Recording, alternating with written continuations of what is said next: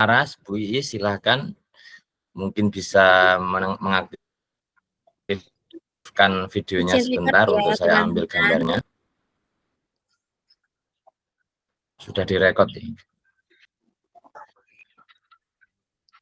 Ayo Pak Izen. Saya kira dibuka KB kok. Kameranya dipateni. Kameranya dibuka sebentar. Ya gitu kan kelihatan sip gitu. Sebentar Bu Anita katanya ambil jilbab. Nah ini Bu Anita sudah on. Bu Disti ini kemana ini sama Bu Is? Apa ambil jilbab juga? Saya belum ambil jilbab. Ya, senyum dulu ge. 1, 2, 3. Terima kasih. Satu lagi. 1, 2, 3.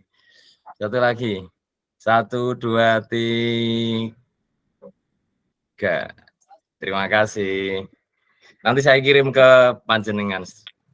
Oke. Sudah bisa dimulai, Bu Umi? Siap. Bismillahirrahmanirrahim. Assalamualaikum warahmatullahi wabarakatuh. Waalaikumsalam warahmatullahi wabarakatuh. Selamat malam Bapak Ibu guru semuanya. Bagaimana kabarnya pada malam hari ini? Alhamdulillah. Sehat. Alhamdulillah kita panjatkan puji syukur atas kehadirat Allah Subhanahu wa taala yang telah melimpahkan rahmat, taufik, hidayah serta kasih sayangnya sehingga pada malam hari ini kita bertemu kembali dalam acara ngobrol pintar bareng mengenai penerapan budaya positif di sekolah.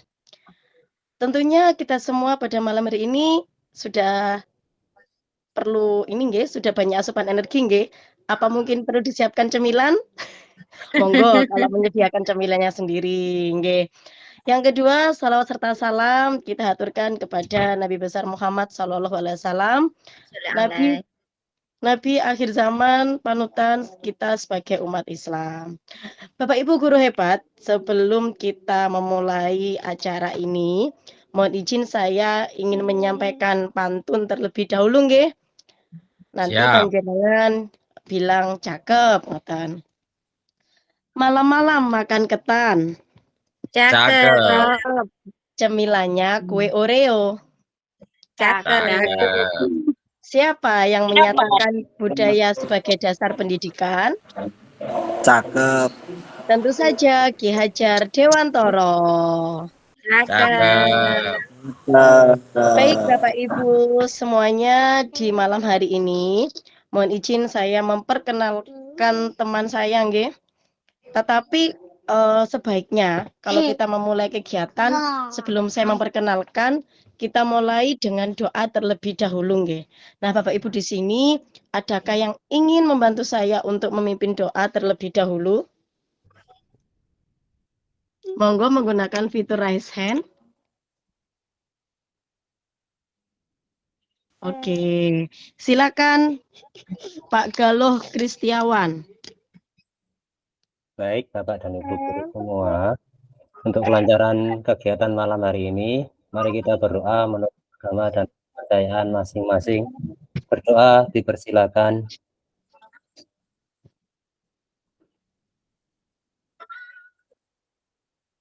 Berdoa diakhiri. Baik, terima kasih. Kami sampaikan kepada Bapak Galuh. Baik, Bapak Ibu, kita langsung menuju antara inti bersama dengan artis kita pada malam hari ini. Ada Bapak Ibu guru hebat di sini dan kita berkolaborasi nggih dari Sabang sampai Merauke. Ternyata ini dalam satu provinsi Jawa Timur. Ada Pak Zainuddin Purnama, kemudian ada Ibu Sulistiarini dan juga ada Pak Nanang Sutrisno. Dan Pak Zainuddin ini adalah fasilitator dari Kabupaten Lamongan, sedangkan Bu Sulistiarini dan Pak Nanang Sutrisno merupakan fasilitator dari Jombang.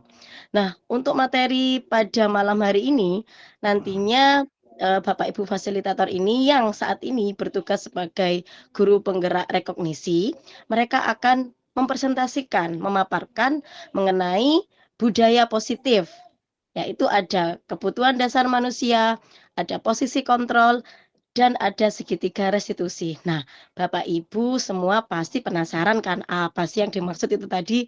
Nah, jangan lupa Bapak Ibu menyiapkan catatan untuk membuat rangkuman materi ataupun juga nanti membuat pertanyaan apabila ada penjelasan atau pemaparan yang kurang jelas dari para pemateri. Jadi nanti di sesi akhir tentunya akan ada sesi tanya jawab yang bisa panjenengan utarakan pertanyaan-pertanyaan dari unek-unek panjenengan. Ngoten nggih? Baik, kita langsung saja ke materi untuk acara berikutnya. Saya serahkan sepenuhnya kepada Pak Zainuddin, Bu Sulis, dan Pak Nanang. Baik, terima kasih Bu Umi sebagai moderator atas waktunya. Assalamualaikum warahmatullahi wabarakatuh. Waalaikumsalam warahmatullahi wabarakatuh. Salam dan bahagia untuk Bapak Ibu semuanya. Selamat malam. Semoga pada malam hari ini kita selalu diberikan kesehatan, diberikan semua kelancaran dalam segala urusannya.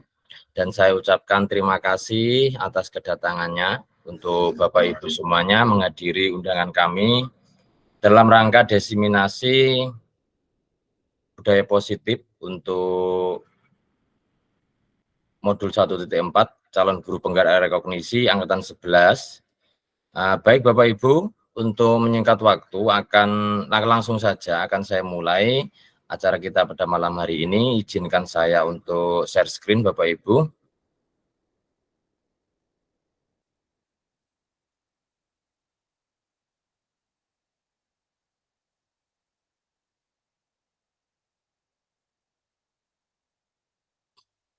Sudah nampak ya Bapak Ibu? Sudah nampak nggih?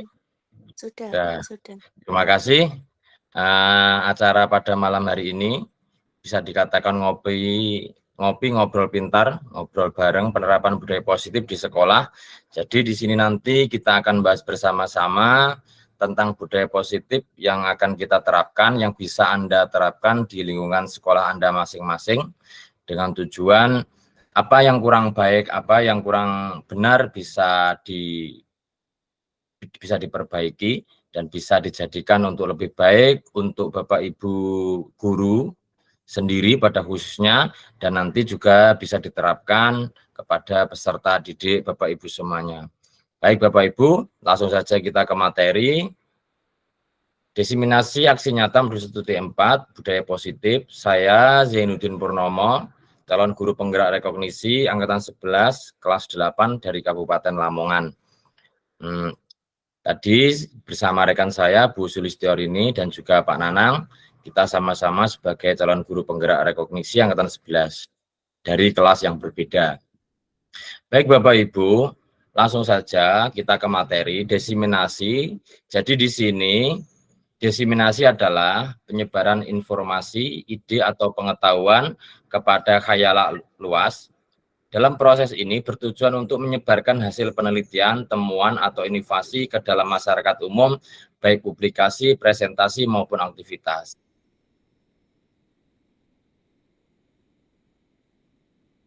Jadi,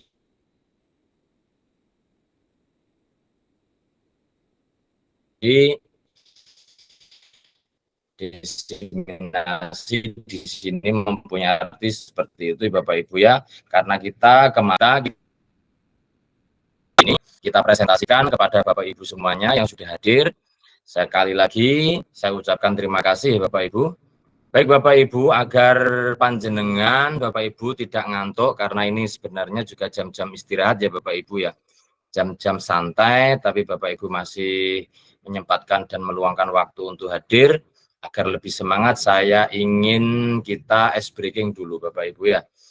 Ice breakingnya nanti Bapak Ibu jawab saja di kolom chat ya Bapak Ibu. Nanti peraturannya begini, Bapak Ibu nanti akan saya tampilkan gambar di layar. Tolong Bapak Ibu nanti tebak.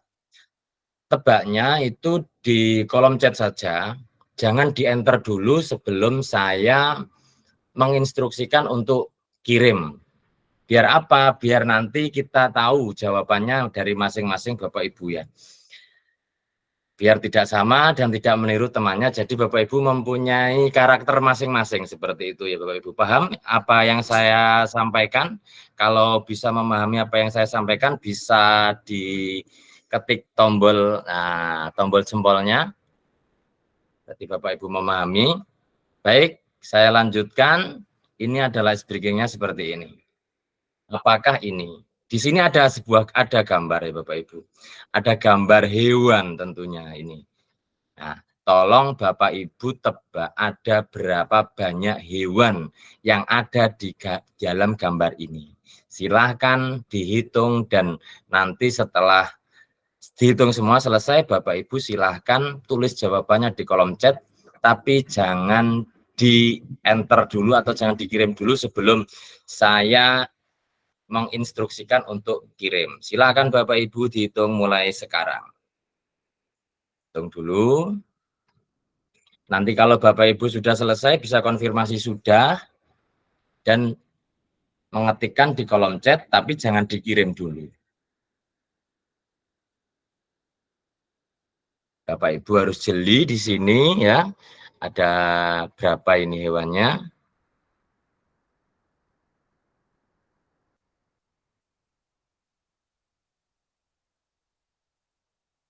Kalau sudah, Bapak Ibu konfirmasi sudah, tapi jangan dikirim dulu.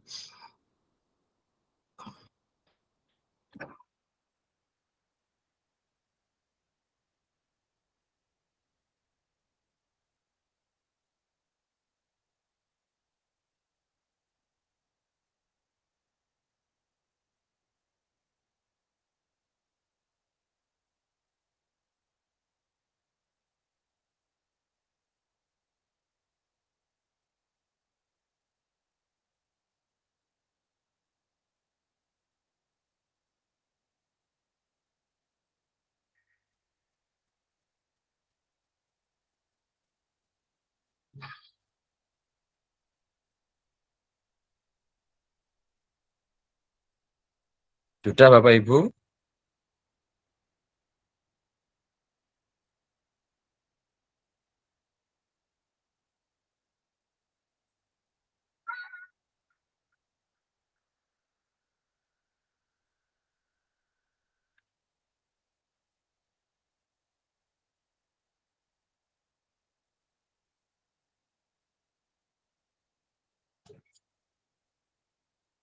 Apakah sudah dihitung? Kalau sudah, silakan Bapak Ibu ketikkan di kolom chat berapa hewan yang ada di gambar. Silakan diketikkan di kolom chat dan kirim. Ya, kirim. Ini sebentar, saya Bu Laras ada 11, Bu Desi 10, Bu Ratna 12, Bu Santi 11, Pak Galuh ada 10, Bu Putri ada 11, Bu Sugiyati 8, Bu Titik 11, Pak Nanang 11, 11. Ya, terima kasih. Sekarang kita lihat jawabannya ya Bapak Ibu ya. Ini jawabannya. 1, 2, 3, 4, 5, 6, 7, 8, 9, 10, 11, 12, 13, 14, 15, 16. Ternyata jawabannya adalah 16. Jadi begini Bapak Ibu, dari jawaban-jawaban Bapak Ibu itu bisa diartikan seperti ini. Nah, yang menjawab 1 sampai 3 hewan berarti artinya Anda perlu banyak waktu lagi untuk menyelesaikan masalah. Berarti Bapak Ibu itu punya banyak masalah ya yang terpendam dalam hatinya. Atau mungkin Anda adalah orang yang tidak mudah tertarik pada suatu hal. Malasan wis ra urus gitu aja. 4 sampai 6 cukup jeli. Namun Anda juga melewatkan beberapa hal. Anda sepertinya orang yang kurang teliti. 7 sampai 9 perhatian Anda terhadap detail sangat baik dan sangat dekat dengan sempurna. Kamu pasti termasuk sebagai siswa atau orang yang pintar di lingkungan Anda. Luar biasa ini ya. Rata-rata tadi ada 8 sampai 11 dan yang menjawab 11 ini jawabannya. Jika Anda melihat 10 sampai 13 hewan dalam gambar di atas, maka Anda bisa menjadi detektif hebat. Ternyata semua yang ada di sini itu rata-rata adalah detektif ya Bapak Ibu. Tepuk tangan untuk kita semua, luar biasa. Bapak Ibu luar biasa karena jawabannya mendekati benar ya, mendekati benar. Baik Bapak Ibu, terima kasih. Semoga itu bisa menambah semangat kita, bisa menambah tidak ngantuk kita dalam mengikuti sesi ini. Kita lanjutkan ya Bapak Ibu, apa yang ada dalam presentasi saya kali ini, saya lanjutkan ke materi selanjutnya. Baik Bapak Ibu, tujuan pendidikan di sini adalah tujuan pendidikan yang disampaikan atau tujuan pendidikan menurut Bapak Pendidikan Nasional kita yaitu Ki Hajar Dewantoro. Menuntun segala kodrat yang ada pada anak agar mereka mencapai keselamatan dan kebahagiaan yang setinggi-tingginya, baik sebagai manusia maupun sebagai masyarakat.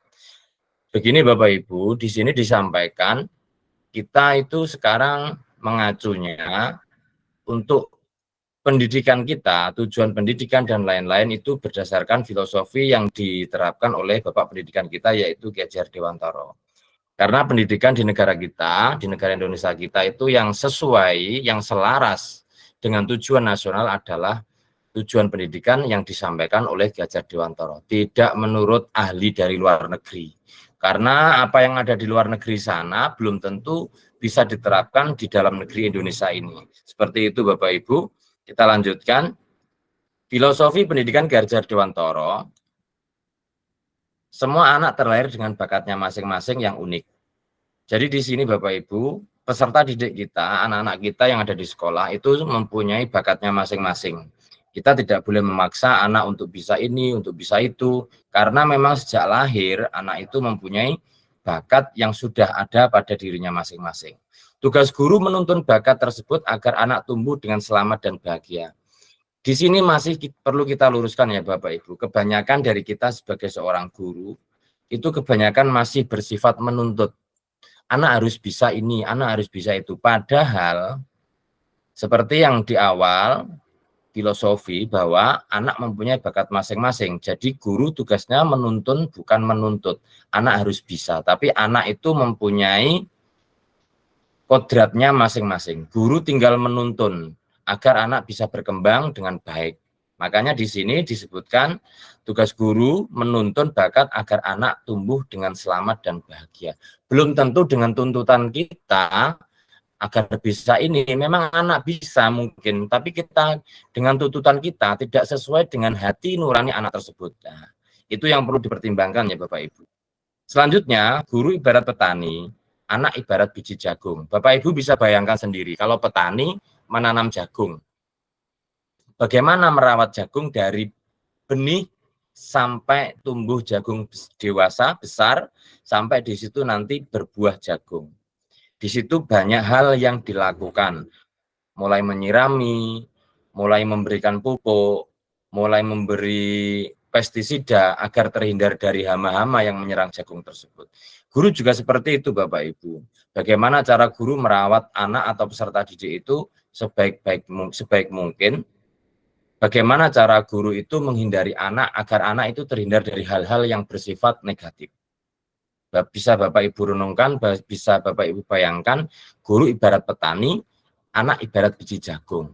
Dari situ Bapak Ibu nanti harus paham dan harus mengerti apa yang akan Anda lakukan kepada peserta didik Anda. Seperti itu kira-kira Bapak Ibu. Kodrat alam dan kodrat zaman. Di masing-masing daerah tentunya berbeda-beda ya Bapak Ibu. Berbeda-beda karakter, berbeda-beda budaya, berbeda bahasa mungkin. Di situ kita menerapkannya sesuai dengan kodrat alam dan kodrat zamannya. Anak zaman sekarang dididik dengan sesuai dengan kita dulu masih menjadi seorang siswa, tentu saja tidak sama ya Bapak Ibu. Itu yang dimaksud dengan kodrat zamannya. Jadi dituntut kita itu diharapkan bisa mendidik anak itu sesuai kodrat alam, sesuai dengan keadaan lingkungan, sesuai budaya, sesuai tradisi yang ada di daerah tersebut, dan kodrat zaman tentu sesuai dengan perkembangan zaman yang sekarang, berdasarkan garis-garis pendidikan yang ada di negara kita. Berpihak pada murid. Ini filosofi pendidikan Gadjah Dewantara, semua berpihak pada murid. Berpihak pada murid bisa diartikan, makanya tadi guru tidak boleh menuntut pada anak. Guru tinggal mengikuti apa yang ada pada diri anak, bakat yang ada dalam diri anak tersebut. Baik, kita lanjutkan Bapak Ibu, makna budaya positif. Budaya positif adalah nilai-nilai, keyakinan-keyakinan, dan kebiasaan di sekolah yang berpihak pada murid, agar murid dapat berkembang menjadi pribadi yang kritis, penuh hormat, dan bertanggung jawab. Budaya positif merupakan perwujudan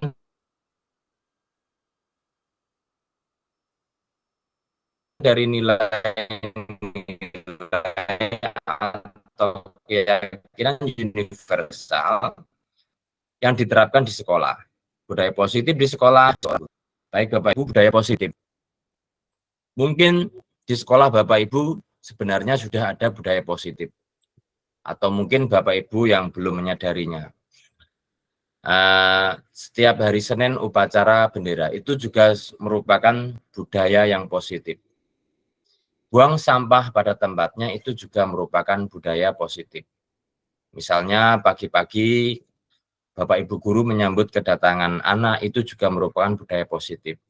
Salim dengan Bapak Ibu guru itu juga merupakan budaya positif. Jadi budaya positif itu sesuatu yang dilakukan atau sesuatu yang sudah dibiasakan dalam sekolah yang bersifat positif untuk anak. Dan budaya positif itu pun tidak bisa dilaksanakan secara instan ya Bapak Ibu.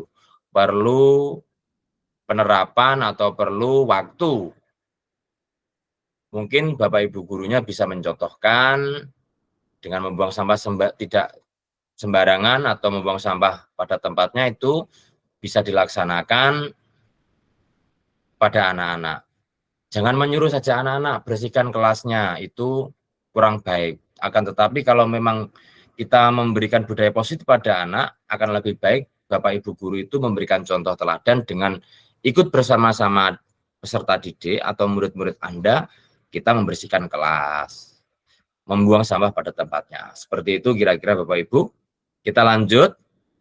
Konsep inti budaya positif dalam pemaparan malam hari ini yaitu nanti kita akan paradigma perubahan, disiplin positif, nilai kebajikan, kebutuhan dasar manusia, motivasi perilaku manusia, posisi kontrol, keyakinan kelas, dan segitiga restitusi.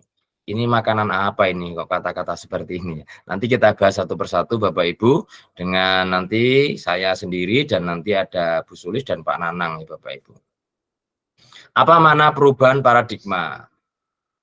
Perubahan paradigma. Untuk membangun budaya yang positif, sekolah perlu menyediakan lingkungan yang positif, aman, dan nyaman agar murid-murid mampu berpikir, bertindak, dan menciptakan dengan mereka, mandiri dan bertanggung jawab. Lazimnya disiplin dikaitkan dengan kontrol. Dalam hal ini kontrol guru dalam menghadapi murid. Jadi Bapak Ibu untuk membangun budaya positif, kita harus menciptakan lingkungan yang positif. Dimanapun itu, tidak hanya di sekolah, bisa di rumah, bisa di masyarakat. Kalau lingkungan kita sudah ada, kalau sudah positif, insya Allah budaya positif itu akan tumbuh dan akan berjalan dengan baik dimanapun itu. Tapi di sini kita lebih khususkan untuk peserta didik kita yang ada di sekolah. Lingkungan sekolah kita ciptakan dulu lingkungan yang positif. Hubungan antara siswa dengan siswa baik, hubungan guru dengan guru baik, hubungan guru dengan siswa baik, hubungan dengan semuanya baik, komite, serta mungkin ada kepala desa atau kelurahan. Itu kalau semua sudah terjalin budaya yang positif dengan wali murid, maka saya yakin budaya positif yang ada di sekolah bisa berjalan dengan baik dan akan berjalan dengan lancar. Baik Bapak Ibu, ini kita sekarang sudah masuk ke perubahan paradigma teori kontrol atau ilusi kontrol. Ilusi itu berarti kan sesuatu yang tidak nyata ya Bapak Ibu. Saya akan membacakan untuk Bapak Ibu. Ilusi guru mengontrol murid. Nah, itu ilusi Bapak Ibu. Ilusi guru mengontrol murid. Pada dasarnya, kita tidak dapat memaksa murid untuk berbuat sesuatu jikalau murid tersebut memilih untuk tidak melakukannya. Jadi posisi kontrol itu ada pada diri seseorang itu sendiri, tidak pada orang lain ya Bapak Ibu. Kalau kita disuruh mau melakukannya, berarti itu mungkin ada hal dari luar yang menyebabkan kita melakukannya. Kita lanjutkan, ilusi bahwa semua penguatan positif, efektif, dan bermanfaat. Pada kenyataannya, segala usaha untuk mempengaruhi murid agar mengulangi suatu perilaku tertentu adalah suatu usaha untuk mengontrol murid tersebut. Ilusi bahwa kritik dan membuat orang merasa bersalah dapat menguatkan karakter. Pokoknya yang ilusi-ilusi itu berarti sesuatu yang tidak benar ya Bapak Ibu, sesuatu yang tidak nyata. Pada hakikatnya menggunakan kritik dan rasa bersalah untuk mengontrol murid menuju pada identitas gagal. Nah, ini Bapak Ibu. Mereka belajar untuk merasa buruk tentang diri mereka. Jadi membuat merasa bersalah kepada seseorang atau kepada murid itu bisa membuat diri murid itu menjadi lebih kurang semangat atau istilahnya down ya Bapak Ibu ya. Ilusi bahwa orang dewasa memiliki hak untuk memaksa. Padahal terkadang kita beranggapan sebagai orang dewasa kita memiliki hak untuk memaksa anak atau murid untuk melakukan apa yang kita inginkan. Akan tetapi perilaku memaksa tidak akan efektif untuk jangka waktu yang panjang dan sebuah hubungan permusuhan akan terbentuk. Kalau kita memaksa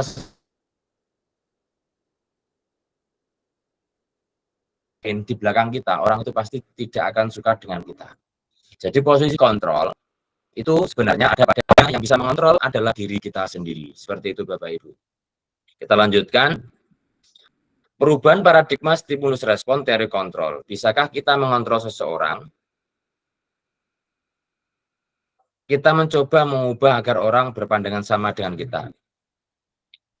Yang sebenarnya kita berusaha memahami pandangan orang lain tentang dunia. Perilaku buruk dilihat sebagai suatu kesalahan. Semua orang mempunyai tujuan. Jadi setiap perilaku yang dilakukan orang itu pasti mempunyai sebuah tujuan. Entah itu tujuan positif ataupun tujuan negatif. Orang lain bisa mengontrol saya. Hanya Anda yang bisa mengontrol diri Anda. Saya bisa mengontrol orang lain. Anda tidak bisa mengontrol orang lain. Ini yang sebenarnya Bapak Ibu ya. Yang di sini itu yang sebenarnya. Yang ini adalah yang ilusi tadi. Bisa dikatakan yang ilusi atau stimulus respon tadi. Metode berpikir menang kalah. Yang benar adalah metode berpikir menang dan menang. Apa makna disiplin? Baik Bapak Ibu di sini ada yang mau menjawab. Raisen, apa makna disiplin? Sebelum saya lanjutkan. Ada yang tahu apa makna disiplin?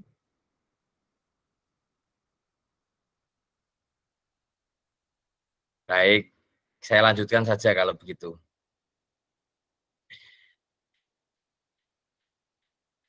Baik Bapak Ibu, kata disiplin sering dikaitkan dengan tata tertib, teratur, dan kepatuhan pada peraturan. Kata disiplin juga sering dihubungkan dengan hukuman, padahal itu sungguh berbeda karena belajar dengan disiplin tidak harus dengan memberi hukuman. Disiplin adalah belajar. Bapak Ibu, disiplin itu sebenarnya bermakna belajar ya Bapak Ibu. Coba Bapak Ibu renungkan. Mematuhi peraturan ya itu sering dikaitkan dengan disiplin. Taat peraturan itu sering dikaitkan dengan disiplin. Padahal pada hakikatnya kita belajar untuk menjadi lebih baik. Itulah yang disebut disiplin ya Bapak Ibu. Jadi kesadaran itu jangan berasal dari luar, tapi kesadaran itu diharapkan berasal dari dalam diri kita masing-masing. Seperti itu Bapak Ibu. Saya lanjutkan. Apa makna nilai kebajikan universal?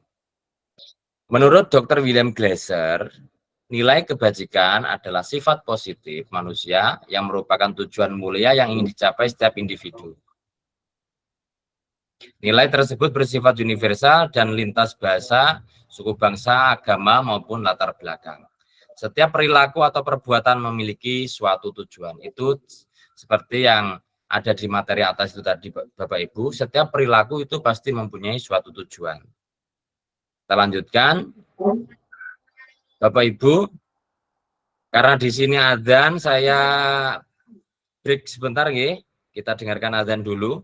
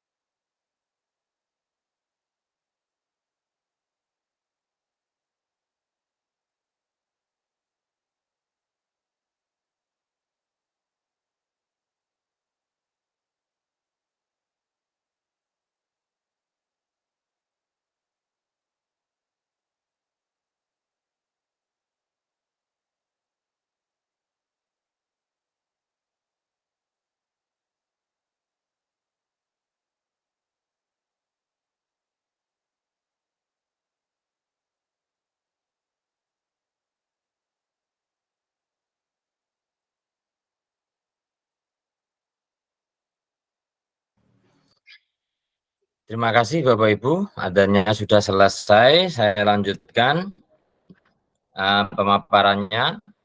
Nilai-nilai kebajikan universal, nilai-nilai kebijakan yang ingin dicapai oleh setiap anak Indonesia kita. Karena yang kita kenal dengan profil pelajar Pancasila. Yang ada di profil pelajar Pancasila yang ada di negara kita dan kreatif. Baik Bapak Ibu, kita lanjutkan. Di sini kita akan membahas tentang 5 kebutuhan dasar manusia.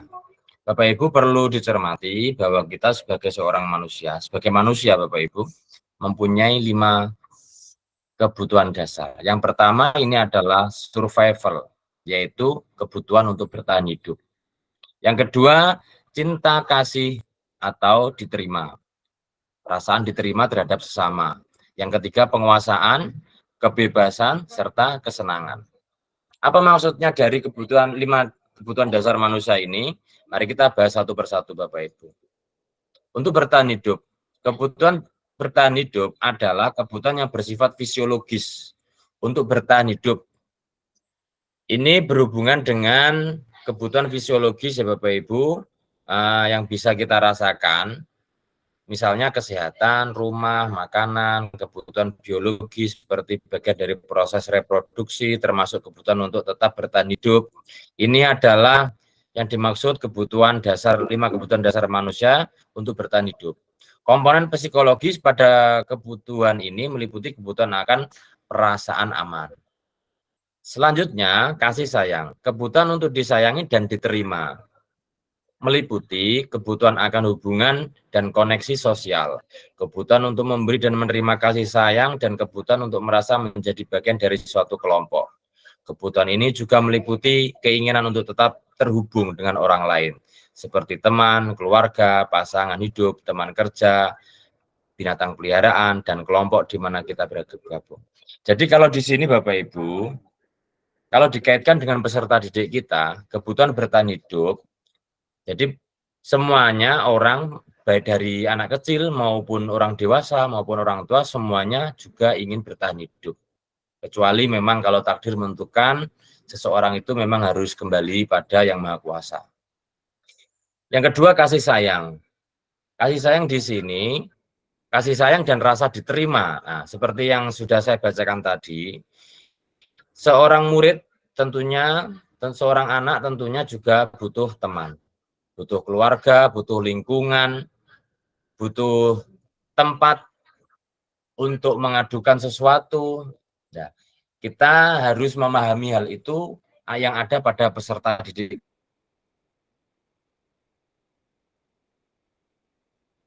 kita, Bapak Ibu. Jadi 5 kebutuhan ini harus kita pahami. Yang ketiga, kesenangan. Kebutuhan akan kesenangan adalah kebutuhan untuk mencari kesenangan, bermain dan tertawa. Bayangkan hidup tanpa kenikmatan apapun, betapa menyedihkan. William Glasser menghubungkan kebutuhan anak kesenangan dengan belajar. Semua hewan dengan tingkat intelijensi tinggi, anjing, lumba-lumba, primata, saat mereka bermain, mereka mempelajari keterampilan hidup yang penting manusia tidak berbeda. Jadi kesenangan ini juga sangat penting. Seperti anak kecil, peserta didik kita yang ada di SD, mungkin Bapak Ibu yang dari SD, bermainnya anak-anak adalah sebuah pembelajaran. Jadi kita tidak boleh menekan anak-anak. Tadi di awal juga sudah disampaikan bahwa kita tidak boleh menuntut anak.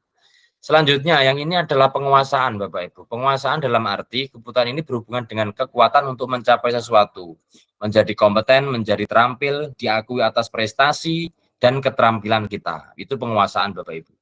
Didengarkan dan memiliki rasa harga diri. Kebutuhan ini meliputi keinginan untuk dianggap berharga, bisa membuat perbedaan, bisa membuat pencapaian, kompeten, diakui, dihormati, dan meliputi self-esteem, dan keinginan untuk meninggalkan pengaruh. Ini yang disebut kebutuhan penguasaan, Bapak Ibu. Bukan berarti kita harus menguasai orang lain, tidak, Bapak Ibu. Jadi merasa dihargai, merasa ada, merasa kita diakui, dihormati, itu merupakan kebutuhan akan penguasaan. Untuk kebebasan, kebutuhan untuk bebas adalah kebebasan akan kemandirian, otonomi, memiliki pilihan, nah itu Bapak Ibu, dan mampu mengendalikan arah hidup seseorang. Anak-anak dengan kebutuhan kebebasan yang tinggi menginginkan pilihan. Mereka perlu banyak tergerak, suka mencoba-coba, tidak terlalu terpengaruh oleh orang lain, dan senang mencoba hal baru yang menarik.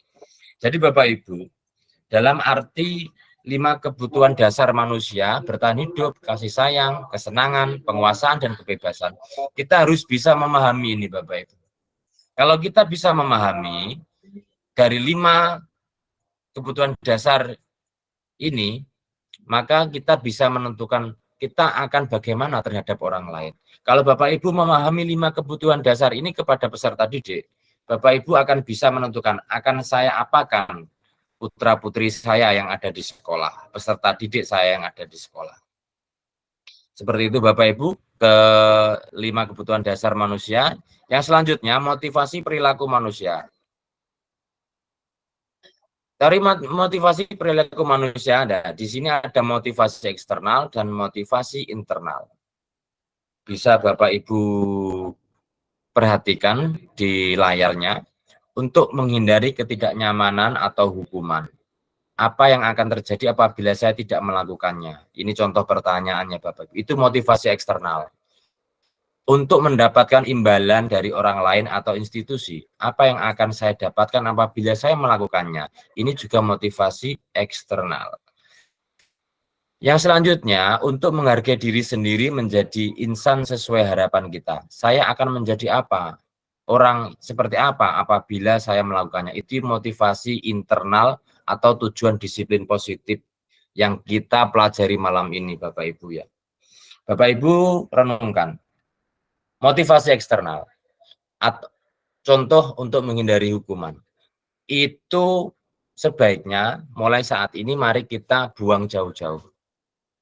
Kita tanamkan kepada peserta didik kita untuk memiliki motivasi yang berasal dari dalam diri mereka sendiri. Karena motivasi yang bersifat eksternal itu pasti akan membekas dengan negatif ya.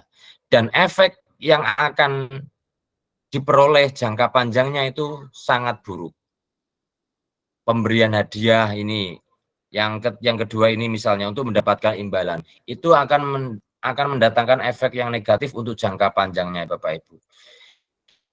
Yang paling benar adalah motivasi internal dari dalam diri. Saya harus disiplin, saya harus belajar, saya harus berangkat sesuai tepat pada waktunya. Misalnya seperti itu harus ada dalam diri anak-anak kita harus menanamkan sejak dini. Itu disiplin positif yang diharapkan pada pembelajaran kita pada malam hari ini. Saya kira cukup sampai di sini Bapak Ibu yang saya sampaikan. Apabila ada pertanyaan bisa Bapak Ibu tanyakan dari apa yang sudah saya paparkan tadi. Semoga bermanfaat. Silakan Bapak Ibu, saya kasih waktu untuk memberikan pertanyaan.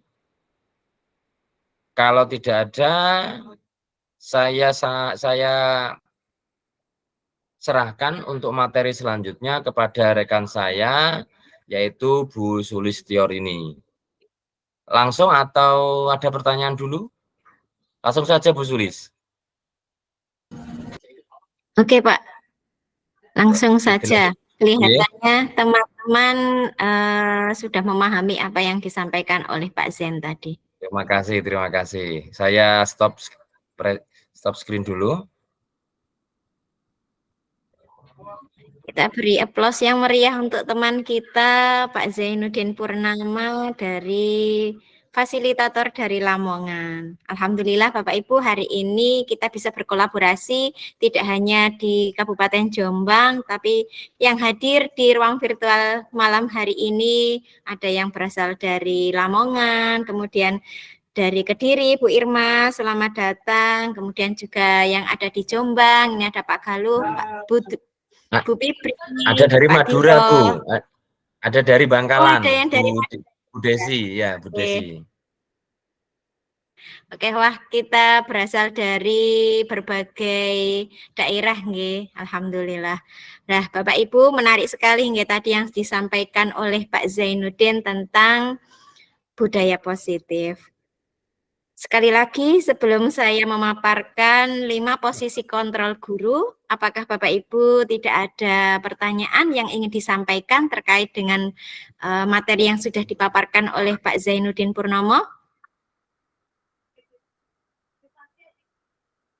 Sudah jelas, sudah pas? Oke. Bisa minta tolong Pak Nanang untuk share screen?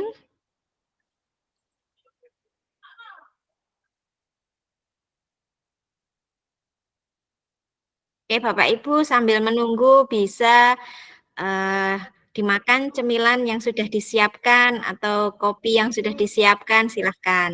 Kita ngopi bareng, judulnya ngopi bareng. Kita santai mawon, kita ngobrol pintar dengan suasana santai, tapi tetap belajar dengan serius. Oke, Bapak Ibu, saya perkenalkan kembali. Di sini kami berkolaborasi antara Pak Zainuddin Purnomo, kemudian saya Sulistiorini dan rekan saya Pak Nanang Sutrisno yang akan menyampaikan materi tentang budaya positif. Di sini saya akan melanjutkan paparan tentang, lanjut Pak Nanang ke slide berikutnya, 5 posisi kontrol guru. Mungkin ini baru panjenengan dengar nggih. Apa itu 5 posisi kontrol guru? Ini berhubungan dengan materi yang sudah disampaikan oleh Pak Zain tadi bahwa kita harus memahami 5 kebutuhan dasar manusia. Apa yang terjadi jika salah satu kebutuhan itu tidak bisa terpenuhi, maka biasanya seseorang itu akan melakukan hal-hal yang menyalahi aturan. Contohnya, misalnya siswa-siswi kita tidak mendapatkan atau kurang mendapatkan kebutuhan akan kasih sayang. Pasti murid-murid panjenengan ada yang kondisinya tidak bersama dengan orang tua. Betul napa mboten, Bapak Ibu? Ya, biasanya kalau murid-murid kita, peserta didik kita kurang mendapatkan kasih sayang, itu biasanya berperilaku di luar dari tata tertib, atau melanggar tata tertib. Ada yang mencari perhatian kepada Bapak Ibu guru dengan kenakalan-kenakalan. Kita sebut kenakalan-kenakalan dalam tanda kutip, karena tujuan utama dari murid-murid kita itu yang kurang terpenuhi kebutuhan akan kasih sayang. Nah, dia salah satu caranya yaitu dengan mencari perhatian dari Bapak Ibu guru. Oke, lanjut Pak Nanang ke slide berikutnya. Nah, tujuan kita mempelajari 5 posisi kontrol guru yaitu memahami 5 posisi kontrol pada guru dan dapat mengimplementasikannya. Jadi 5 posisi kontrol ini yang nantinya akan panjenengan implementasikan ketika panjenengan nanti menghadapi permasalahan-permasalahan pada siswa atau pada murid di sekolah. Lanjut, Pak Nanang. Lanjut, karena waktunya. Oke, 5 posisi kontrol guru melalui serangkaian riset yang didasarkan teori kontrol yang tadi sudah dijelaskan, dipaparkan oleh rekan saya Pak Zainuddin, oleh William Glasser dan Gosen, berkesimpulan ada 5 posisi kontrol yang umum dan biasa diterapkan oleh seorang guru, orang tua ataupun atasan dalam melakukan kontrol dan penerapan disiplin di sekolah. Jadi biasanya yang panjenengan lakukan untuk menghadapi siswa-siswi yang bermasalah di sekolah itu ada yang sebagai penghukum, ada yang sebagai teman dan lain sebagainya. Akan kita bahas satu persatu. Lanjut, Pak Nanang. Nah, di sini Bapak Ibu, nah ini ada 5 posisi kontrol guru. Nah, panjenengan kalau merespon murid panjenengan yang bermasalah, panjenengan bisa berada pada posisi penghukum, kemudian pembuat rasa bersalah, kemudian sebagai teman, sebagai pemantau, dan yang terakhir adalah sebagai manajer. Untuk posisi yang pertama sebagai penghukum, ini apabila panjenengan nanti menggunakan hukuman fisik atau verbal. Pernahkah Bapak Ibu menggunakan hukuman fisik atau verbal dari pengalaman Bapak Ibu selama mengajar? Pernah, Bu. Nah, kalau pernah berarti Bapak Ibu pada posisi penghukum. Meyakini perlu sistem atau alat untuk menekan murid. Jadi kalau berada pada posisi penghukum, Bapak Ibu meyakini bahwa perlu alat untuk menekan murid. Jadi murid itu ditekan sehingga mematuhi aturan atau tata tertib. Kemudian dengan menggunakan nada suara tinggi, bahasa tubuh, matanya melotot, jari menunjuk-nunjuk menghardik. Jadi kalau Bapak Ibu menghadapi siswa yang dalam tanda kutip nakal atau membuat masalah, dengan menggunakan nada suara tinggi, bahasa tubuh, mata yang melotot, kemudian jari menunjuk-nunjuk, menyalahkan, itu berarti panjenengan berada di posisi penghukum. Contohnya, misalnya, patuhi aturan saya atau awas. Nah, ini biasanya sering kita dengar, nggih. Banyak Bapak Ibu guru yang awas. Kalau tidak mengerjakan PR, akan saya suruh berdiri di depan kelas, misalnya seperti itu. Nah, kalau Bapak Ibu seperti itu berarti pada posisi penghukum. Contoh lainnya, kamu selalu saja salah. Selalu, pasti selalu yang terakhir selesai. Nah, ini berarti kita melabeli murid-murid kita sebagai seorang yang selalu salah, kemudian yang selalu terakhir menyelesaikan tugas. Nah, guru seperti ini senantiasa percaya hanya ada satu cara agar pembelajaran bisa berhasil, yaitu dengan cara dia sendiri, dengan menjadi seorang penghukum. Lah, apa hasilnya Bapak Ibu jika kita berada di posisi memposisikan diri sebagai penghukum, yaitu kemungkinan murid marah dan mendendam. Jadi murid bisa menyimpan dendam atau bersifat agresif. Bisa jadi sesudah kembali duduk, murid tersebut akan mencoret-coret bukunya atau meja tulisnya. Lebih buruk lagi, sepulang sekolah mungkin murid melihat motor atau mobil Bapak Ibu guru dan akan menggores kendaraan tersebut dengan paku atau benda-benda tajam lainnya. Apakah Bapak Ibu pernah mengalami seperti yang dicontohkan? Tidak, Bu. Alhamdulillah, tidak ada yang mengalami. Nggih. Kita lanjut ke posisi kontrol yang kedua, yaitu pembuat rasa bersalah. Nah, di sini kalau berada di posisi pembuat rasa bersalah, guru akan bersuara lebih lembut dari posisi penghukum. Kemudian menggunakan keheningan yang membuat orang lain merasa tidak nyaman, bersalah, atau rendah diri. Nada suara juga halus, memelas, sedih, bahasa tubuhnya merapat pada anak, kemudian lesu, kurang bersemangat. Contoh pernyataannya seperti apa? Adi, kamu ini bagaimana ya? Kamu sudah berjanji dengan ibu tidak akan terlambat lagi. Kamu kenapa ya? Senang sekali mengecewakan ibu. Ibu benar-benar kecewa sekali. Nah, ini berarti guru memposisikan diri sebagai pembuat rasa bersalah. Nah, dampaknya apa, Bapak Ibu? Kalau kita memposisikan diri sebagai pembuat rasa bersalah, maka murid akan merasa bersalah dan akan merasa gagal, merasa tidak sanggup membahagiakan orang lain. Murid akan memiliki penilaian diri yang buruk tentang diri mereka. Murid akan merasa tidak berharga dan malah mengecewakan orang yang disayang atau orang-orang sekitarnya. Lebih berbahaya lagi daripada penghukum karena memendam rasa. Memendam rasa apa ini Pak Zain? Rasa rendah diri nggih Pak Zain? Dendam. Oke, bisa diperbesar sedikit Pak Nanang? Oke, lanjut ke slide berikutnya untuk posisi kontrol yang ketiga, yaitu sebagai teman, nggih, Bapak Ibu.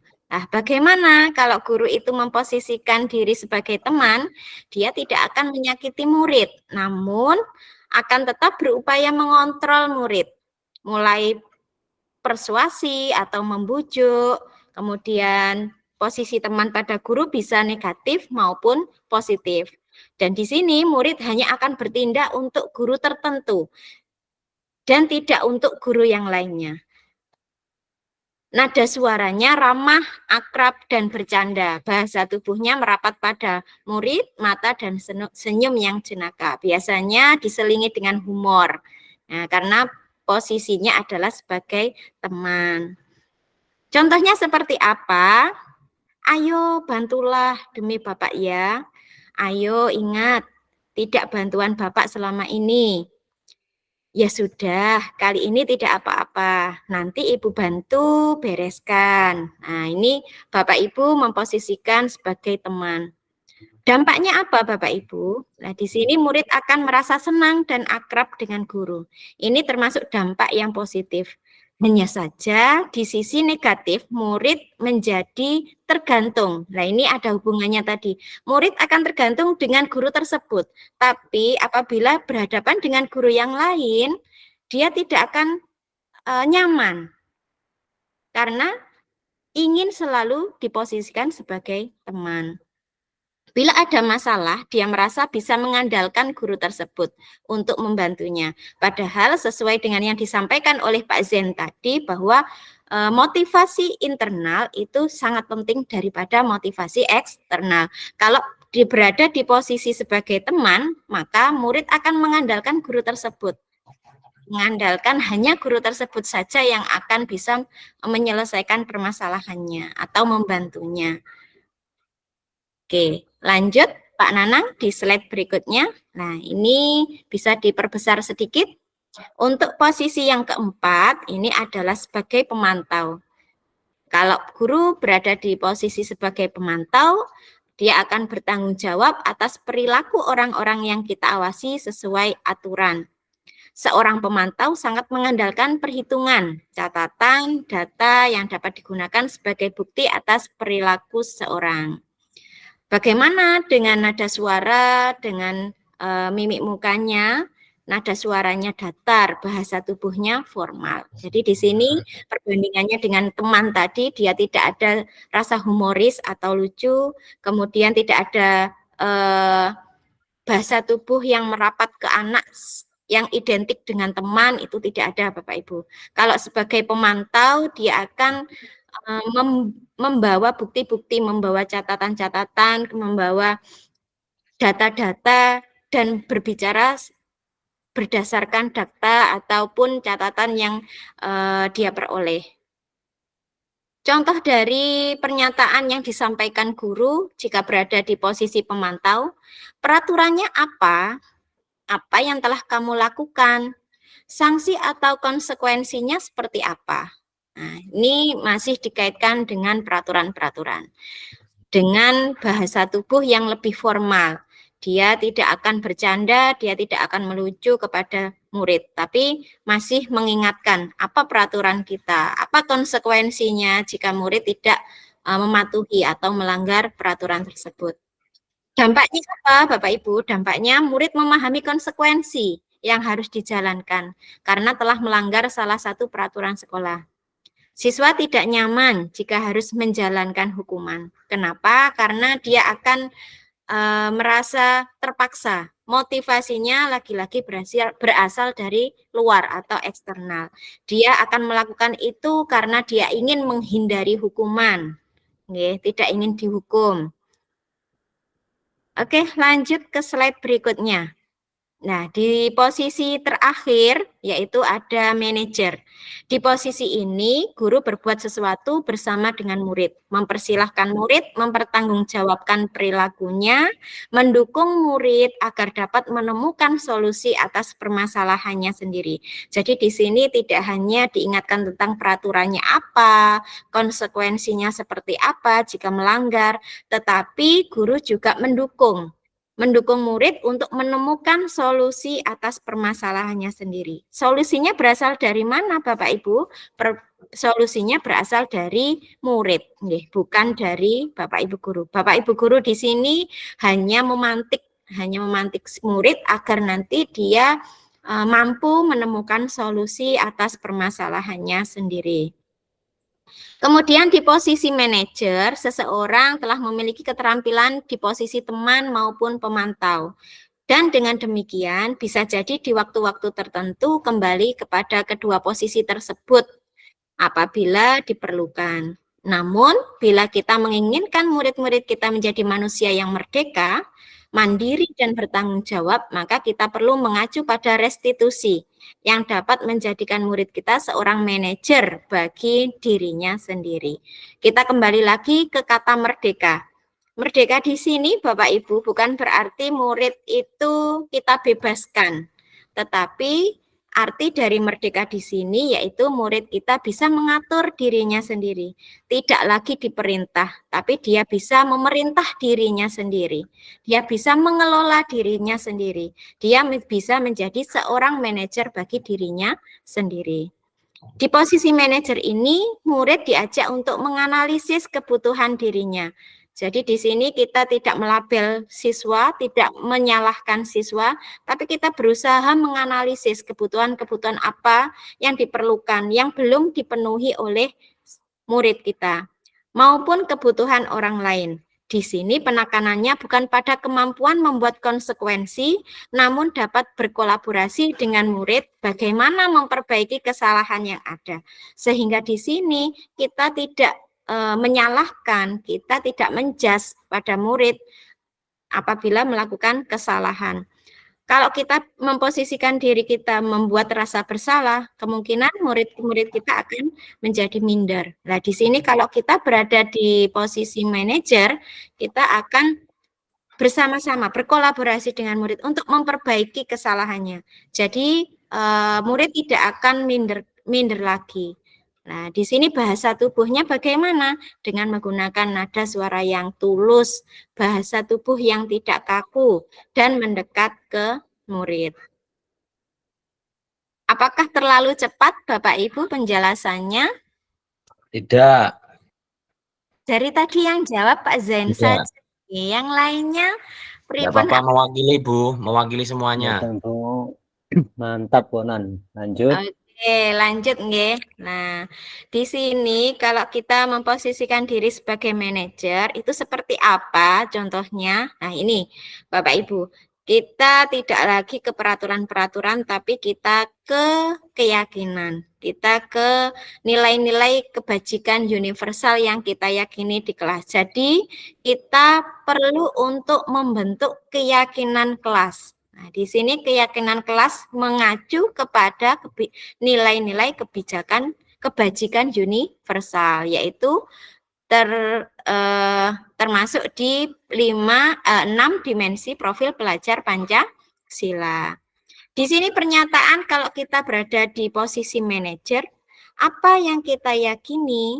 Nah, ini kita kembalikan lagi ke keyakinan kelas.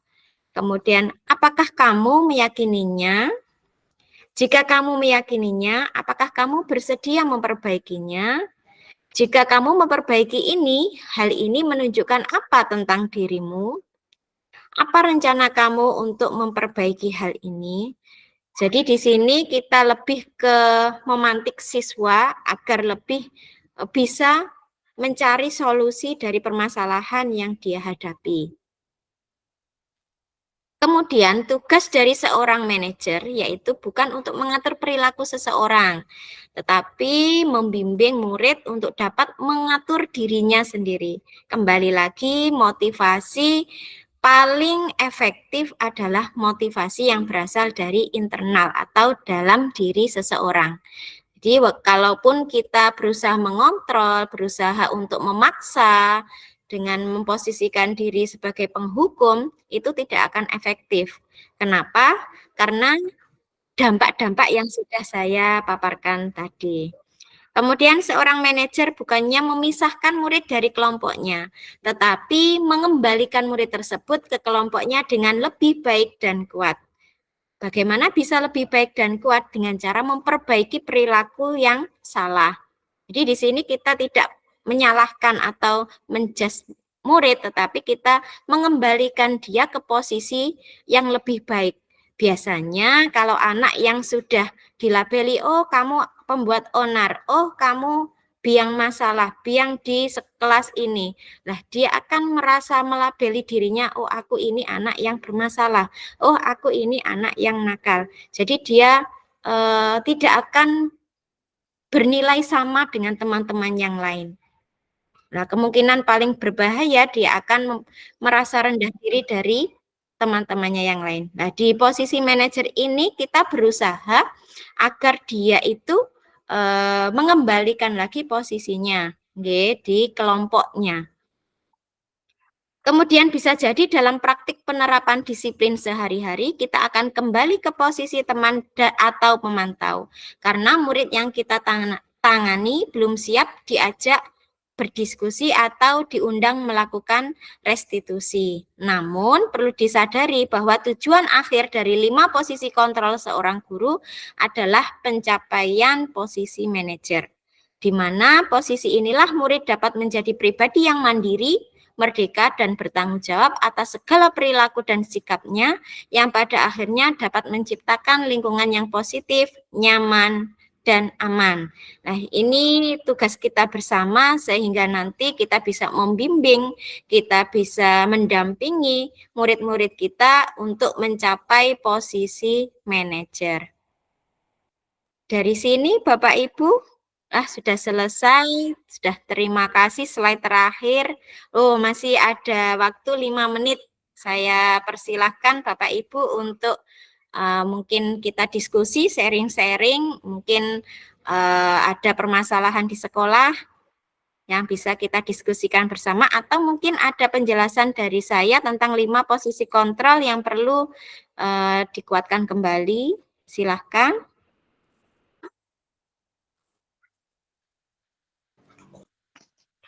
Sepertinya ini lanjut ke Pak Nanang dulu aja ya, Bulis ya.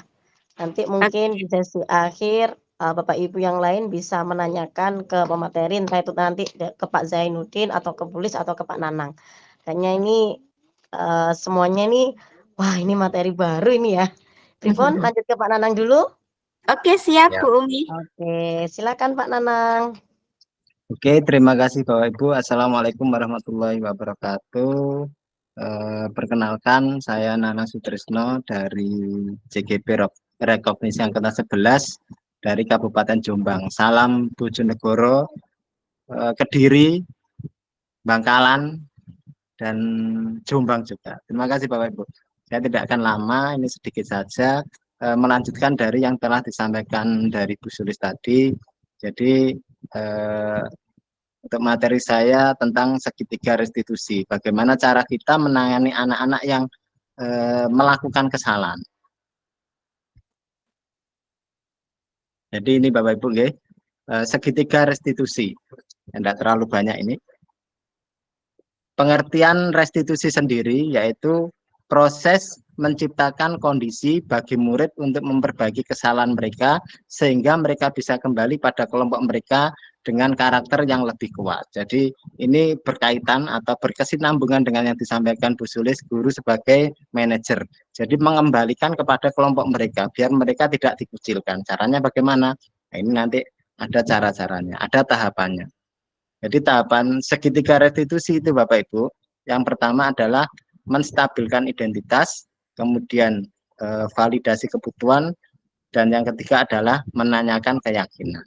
Ini secara garis besar saja, nanti untuk pertanyaan-pertanyaan pada segitiga restitusi ada di bawah. Jadi proses 3 tahapan segitiga restitusi didasarkan pada prinsip-prinsip utama dan teori kontrol, yaitu yang satu tadi menstabilkan identitas, stabilis the identity. Teori kontrolnya, kita semua akan melakukan hal terbaik yang bisa kita lakukan. Jadi distabilkan dulu identitasnya. Kemudian setelah itu selesai, lanjut ke tahapan yang kedua, yaitu validasi tindakan yang salah. Dengan teori kontrolnya, semua perilaku memiliki alasan. Jadi ketika anak-anak melakukan kesalahan, itu semua pasti mereka mempunyai alasannya. Tidak mungkin mereka melakukan kesalahan tanpa ada alasannya. Dan yang ketiga, menanyakan keyakinan. Teori kontrolnya, kita semua memiliki motivasi internal. Jadi dari 3 tahapan ini, nanti kita kupas lagi bagaimana cara praktek dari penerapan segitiga restitusi tersebut. Ini tadi saya terapkan Bapak Ibu kepada peserta didik saya, insya Allah Bu Sulis, Pak Zen, dan Bu Umi juga sudah menerapkan, karena ini adalah tugas kita di demonstrasi kontekstual budaya positif yang harus kita upload di link yang sudah disediakan berupa video. Jadi untuk menstabilkan identitas, untuk membuat anak yang merasa gagal karena berbuat salah menjadi positif terhadap dirinya. Jadi anak yang salah jangan sampai dijudge seperti yang disampaikan Bu Sulis tadi. Ketika dijudge mereka akan sangat berdendam. Pancet ini terus, kamu terus, enggak usah sekolah. Dia akan dendam kepada gurunya. Jadi caranya bagaimana menstabilkan identitas. Nah, perkataan guru kita improvisasi menjadi pertanyaan yang positif. Jadi guru berkata kepada anak yang berbuat salah tersebut untuk menstabilkan identitas, berbuat salah itu hal yang manusiawi. Pak Guru juga pernah salah, nah, seperti itu. Tidak ada manusia yang sempurna. Bapak Ibu juga pernah buat salah. Kita pasti bisa menyelesaikan permasalahan ini. Bapak Ibu tidak tertarik untuk mencari tahu siapa yang benar, siapa yang salah.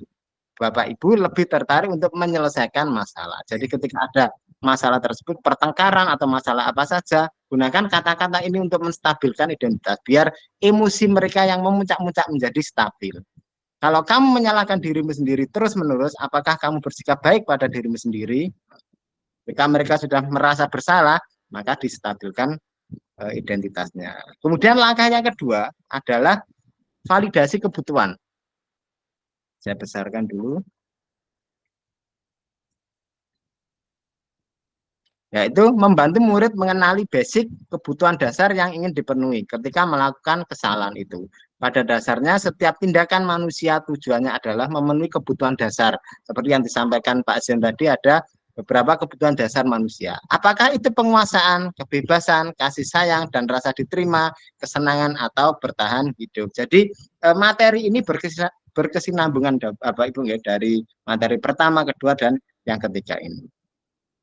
Kemudian untuk perkataan guru yang disampaikan ketika validasi kebutuhan, kamu bisa saja melakukan hal yang lebih buruk, tapi kamu tidak melakukannya. Contohnya ini berkelahi. Kamu bisa saja ambil batu terus kamu pukulkan, tapi kamu tidak melakukannya. Kamu pasti punya alasan mengapa melakukannya. Ketika berkelahi atau apa saja pasti punya alasan. Ditanyakan alasannya. Jangan langsung mengejas atau langsung diberi hukuman. Apa yang penting bagi kamu? Kamu boleh tetap berusaha menjaga sikap itu, tapi tambahkan sikap yang lain, yang baru. Kemudian, maukah kamu belajar cara lain untuk mendapat yang kamu butuhkan tanpa harus memukul? Ketika saya Pak dikatain apa? Biasanya yang lagi trending dari dulu sampai sekarang kan manggil dengan nama bapaknya, biasanya seperti itu. Saya dipanggil nama bapaknya. Diberitahu jangan langsung dipukul, kita jelaskan terlebih dahulu, diberitahu jangan memanggil dengan nama sebutan ayahnya. Jadi mereka akan sadar ketika dikatai seperti itu dia tidak akan langsung memukul. Apakah kamu bisa melakukan dengan lebih baik besok lagi? Nah, kemudian ditawarkan bagaimana besok bisa melakukan lebih baik lagi. Dari situ mereka akan mulai sadar diri. Kemudian langkah yang paling penting yaitu yang ketiga, menanyakan keyakinan. Jadi tadi juga sudah disinggung sama Bu Sulis tentang keyakinan kelas yang ada di kelasnya masing-masing. Anak melihat kesalahannya dihubungkan dengan norma sosial dan nilai-nilai yang mendasari manusia berinteraksi dengan orang lain. Penyelesaiannya dengan beberapa pertanyaan, apa nilai yang kita percaya di kelas atau sekolah kita? Contohnya nilainya adalah nilai saling menghormati Pak ya. Jadi ketika saling menghormati maka sesama teman harus saling menghormati. Kepada guru juga harus saling menghormati. Kemudian nilai-nilai universal apa yang telah kita sepakati? Rukun di dalam kelas atau menjaga keamanan kelas dan lain-lain sebagainya. Kemudian kelas yang ideal itu seperti apa sih? Nah, mereka akan menjawab ideal itu kelas yang apa ya Pak ya. Jadi dari situ kita bisa menggali perbuatan-perbuatan anak yang telah melanggar aturan-aturan yang ada agar mereka bisa sadar diri untuk tidak melakukannya kembali di kemudian. Kamu ingin jadi anak seperti apa? Kamu kok suka berkelahi? Kamu pengennya jadi apa? Saya ingin ikut itu Pak, umpama ikut karate Pak. Nah, maka dari itu bisa disalurkan ke tempat-tempat bisa berkolaborasi dengan karate atau lembaga-lembaga yang ada di sekitar sekolah, baik silat ataupun karate, judo dan lain-lain. Apa yang kamu rasakan ketika kamu melakukan itu?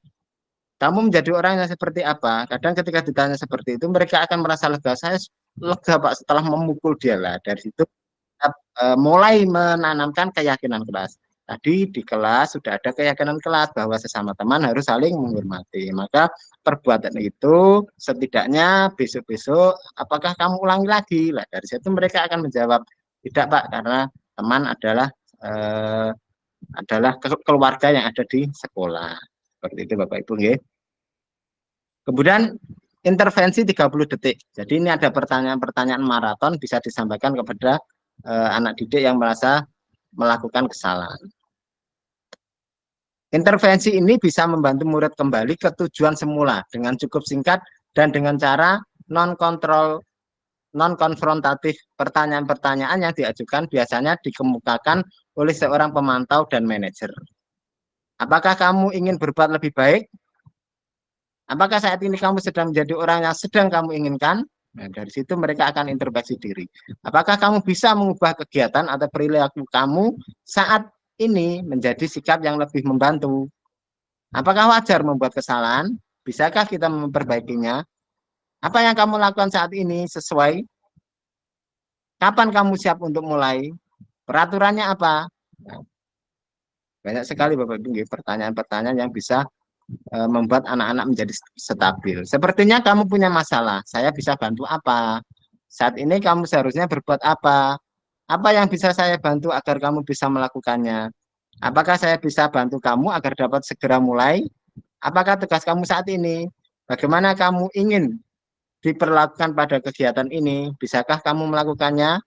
Dan yang terakhir, apa yang kamu inginkan? Peraturannya apa? Jadi begitu Bapak Ibu. Jadi anak-anak itu melakukan kesalahan karena beberapa kebutuhan dasar manusia itu kurang terpenuhi. Yang paling banyak itu adalah kebutuhan kasih sayang karena mereka biasanya non sewu anak yatim, ditinggal orang tua, dititipkan kepada mbahnya, dan rata-rata anak-anak seperti itu maka mereka akan mencari perhatian karena kurangnya kasih sayang di rumah, maka mereka mencari perhatian di sekolah.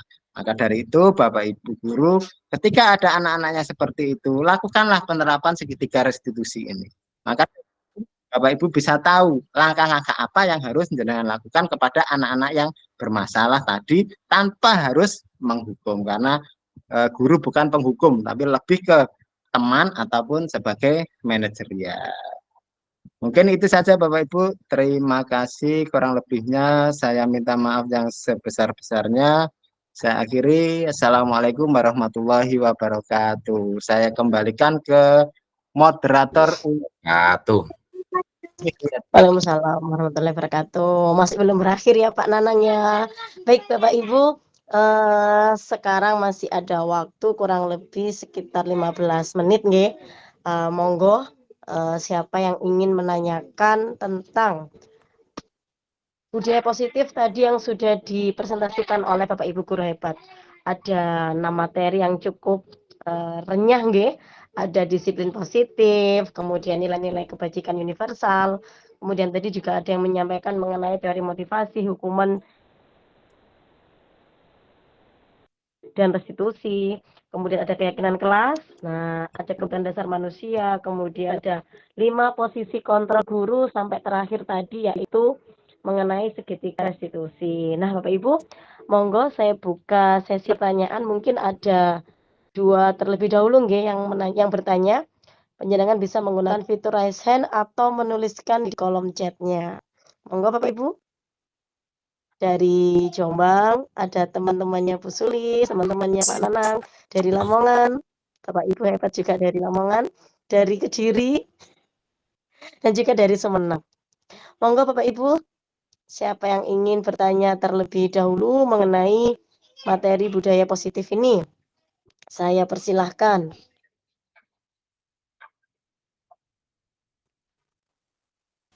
Oke, Pak Galo Kristiawan. Monggo Pak Galo. Baik, terima kasih. Assalamualaikum warahmatullahi wabarakatuh. Waalaikumsalam. Waalaikumsalam warahmatullahi wabarakatuh. Materi yang sangat menarik bagi kami yang belajar ini, tapi materi yang sangat asing, bahkan tidak tahu untuk bagi guru-guru lain yang belum pernah masuk di sini. Saya fokusnya tadi banyak sekali saya masalah tentang murid sebagai pemimpin atau student agency, itu masuknya di pembelajaran. Tapi saya fokusnya di sini pertanyaannya pada disiplin positif keyakinan kelas. Ketika kita masuk kelas, di situ banyak terpampang nyata tentang disiplin positif catatan, dan itu saya berpikirnya sih hanya sebatas catatan, karena seperti halnya murid, guru pun juga heterogen, bermacam-macam. Banyak yang walaupun sudah paham dengan kurikulum merdeka, banyak diklat sana sini, tetapi penerapannya pun juga masih sama zaman dulu, masih zaman jadul. Oke. Untuk menerapkan disiplin positif itu, bagaimana sih langkah-langkah selanjutnya?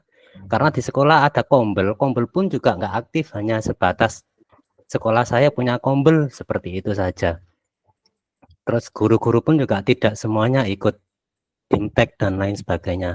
Di sini yang saya fokuskan, yang saya tanyakan, perlukah kepala sekolah sebagai manajer kepada guru-gurunya dulu, baru guru-guru manajer kepada peserta didiknya, atau bagaimana? Karena itu yang sering terlewatkan sih, sering fokusnya ke guru, padahal di atas kita masih punya manajer sebagai kepala sekolah gitu.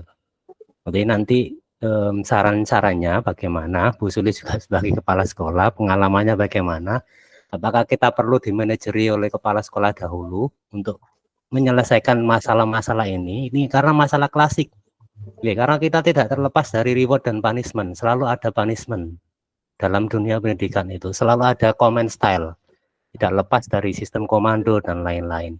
Itu sih, mohon penjelasannya dari kita mulai manajer dari mana dulu, apakah kita dimanajeri atau kita menjadi manajer langsung seperti itu. Terima kasih Ibu, pertanyaan dari saya. Assalamualaikum warahmatullahi wabarakatuh. Terima kasih. Waalaikumsalam warahmatullahi wabarakatuh. Terima kasih Pak Galuh. Ini pertanyaannya ini ya cukup berat ya. Sebetulnya di sini ada Pak Zainuddin ya Pak Galuh yang juga beliau sebagai kepala sekolah di Kabupaten Lamongan. Nah, ini Pak Nanang ini calon kepala sekolah. Amin. Nah, saya mengulang kembali pertanyaannya Pak Galuh tadi. Perlukah kepala sekolah itu sebagai manajer terlebih dahulu, baru guru bertindak sebagai manajer untuk murid. Nah, ini tadi sepertinya ditujukan ke Bu Sulis terlebih dahulu, nggih.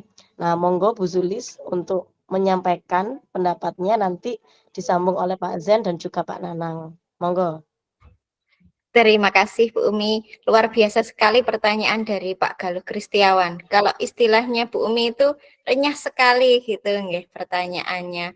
Dan di sini ditujukan khususnya sebagai ditujukan untuk kepala sekolah. Di sini tidak hanya saya yang hadir di ruang virtual ini, juga ada Gus Yen, Gus Ikdamnya dari Lamongan. Ini Pak Zen, ini Gus Ikdamnya dari Lamongan, nggih Bapak Ibu. Kemudian juga ada Bu Sugiyati di sini sebagai PLT Kepala Sekolah. Ini nanti juga sebagai ilmu baru. Jadi sesuai dengan yang dipaparkan tadi bahwa posisi kita sebagai guru apabila ada permasalahan-permasalahan itu memang idealnya adalah sebagai manajer. Tapi tadi juga disebutkan tidak menutup kemungkinan kalau kita juga memposisikan diri sebagai teman atau pemantau. Jadi yang kita hindari itu adalah sebagai penghukum dan pembuat rasa bersalah.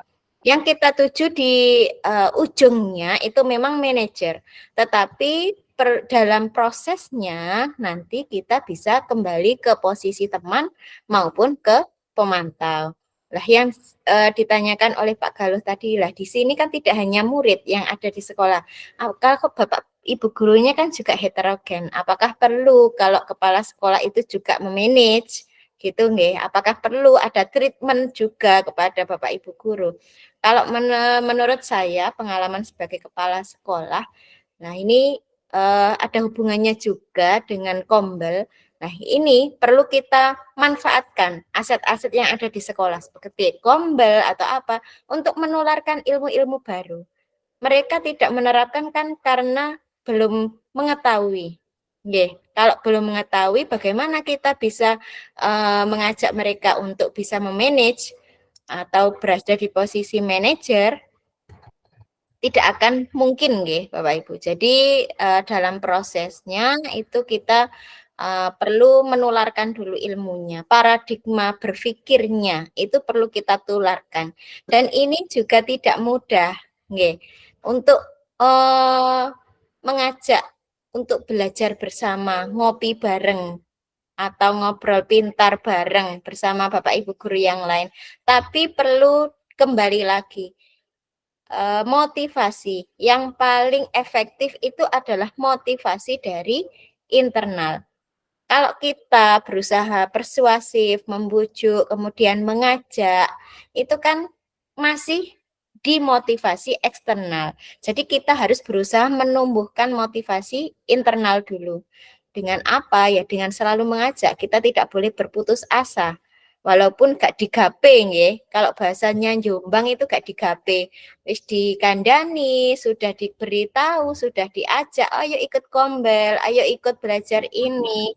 terkadang masih dipandang sebelah mata, tapi kita tidak boleh pantang menyerah, putus asa. Kita harus selalu menjadi support atau memotivasi sehingga cara berpikirnya dulu. Kalau menurut saya itu yang perlu kita tularkan. Setelah Bapak Ibu guru itu sudah berubah paradigma berpikirnya, baru kita ajak untuk bersama-sama memposisikan diri entah itu sebagai teman, pemantau maupun manajer.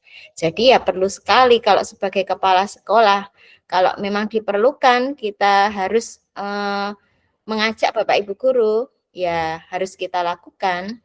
Itu kalau menurut saya. Mungkin ada tambahan dari Pak Zen atau dari Bapak Ibu guru yang lain, tidak menutup kemungkinan ya, di sini tidak hanya kami bertiga yang bisa memberikan solusi atau jawaban, mungkin nanti juga Bu Irma yang dari Kediri bisa menyampaikan pendapatnya. Silahkan. Baik, saya mau menambahkan ya Bapak Ibu. Seperti yang disampaikan Pak Galuh tadi, masalah punishment atau penghargaan ya Bapak ya. Itu kurang baik kalau kita terapkan di lingkungan sekolah. Karena apa? Punishment atau yang tadi yang sudah saya sampaikan di materi saya akan melakukan ini biar mendapatkan ini. Itu juga bisa dikategorikan itu kekuatan yang berasal dari luar atau eksternal. Seperti padahal dalam materi disiplin positif atau budaya positif di sini yang digaungkan atau yang ditekankan punishment hukuman, Pak. Hukuman ya sama. Ya, kebalikannya. Hukuman penghargaan itu sama dengan hukuman. Karena apa? Karena efeknya sama Bapak ya. Itu sama-sama berasal dari eksternal, kesadaran yang berasal dari eksternal, dan itu tidak akan bertahan lama, dan dalam jangka waktu yang lama itu juga akan menimbulkan keburukan. Karena yang di sini yang ditekankan kita itu kesadaran dari dalam diri kita atau dari internal, kesadaran diri dari internal seseorang, bukan berdasarkan eksternal. Karena kalau saya tidak melaksanakan ini nanti saya akan dihukum. Kalau saya tidak datang tepat waktu, pasti saya dihukum lah. Pemikiran-pemikiran seperti itu harus dihilangkan. Ya memang kita itu ya harus datang tepat waktu. Karena itu juga merupakan, itulah yang disebut disiplin. Belajar Bapak Ibu ya, belajar adalah disiplin adalah belajar. Berarti belajar terus bagaimana caranya kita menumbuhkan dan kita menuntun untuk putra-putri kita, peserta didik kita, bagaimana caranya menumbuhkan kekuatan internal dalam diri peserta didik tadi untuk disiplin positif atau berbudaya positif tadi, Bapak Ibu. Punishment, hukuman, ataupun penghargaan. Kalau apresiasi beda lagi. Dan beda lagi kalau istilahnya dengan kompetisi, Bapak Ibu. Beda lagi di sini permasalahannya. Kalau kompetisi seperti sekarang olimpiade atau perlombaan-perlombaan yang lain ada hadiahnya, itu sudah beda lagi pembahasannya dengan apa yang ada di pembelajaran yang ada di dalam sekolah. Kira-kira seperti itu, Bapak. Baik, bagaimana Bapak Galuh? Apakah ada tambahan dari Pak Nanang dan juga Bapak Ibu yang lain? Sampun cekap, Bu. Terima kasih. Sampun cekap. Alhamdulillah.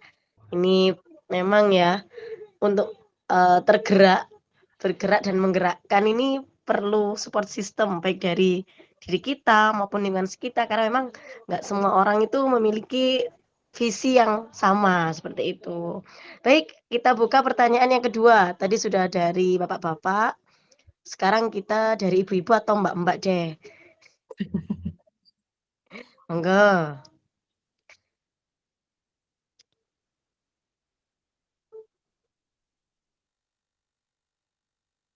Ada Bu Santi, Bu Dwi, Bu Wiwin, Bu Nana, Bu Ratna. Mungkin ada yang ingin ditanyakan nih. Saya buka satu pertanyaan terakhir nih, khusus untuk ibu-ibu ini. Karena tadi sudah dari bapak-bapak. Atau Mbak Irma mungkin? Tadi sudah dari Jombang, Bu Umi mungkin ditawarkan. Oh nggih, siap-siap. Oh Pak Galuh dari Jombang nggih. Oke. Bapak Ibu yang dari Lamongan, ada siapa ini Pak Zen? Bu Ika? Banyak dari Lamongan. Oke.